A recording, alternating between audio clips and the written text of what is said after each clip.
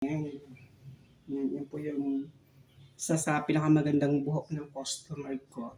Super, super shiny niya. Yan.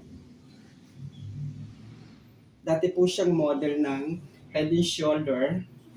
Kaya lang hindi sila nagkasundo sa bayad. Kaya ang kumuha ho sa kanya ngayon ay San Pablo. Yun yung sabon ng San Pablo sa Pilipinas. Kaya hindi siya nagkasundo sa Head and Shoulder. Tingnan nyo, ang ganda na kanyang hair. Pag ginanyan siya, ang lambot. Yun, super ganda. Yun yung po kagaganda ng aking mga customer.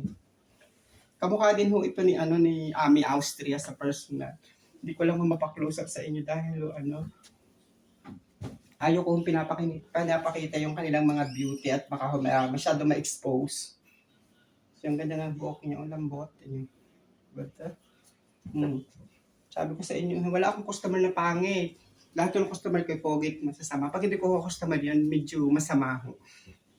Ang ganda. Layer ho yung likod niya. Yan ho siyang yung ganda ng kanyang hair. Isa ho siya sa pinakamagandang buhok na customer ko. Super shiny.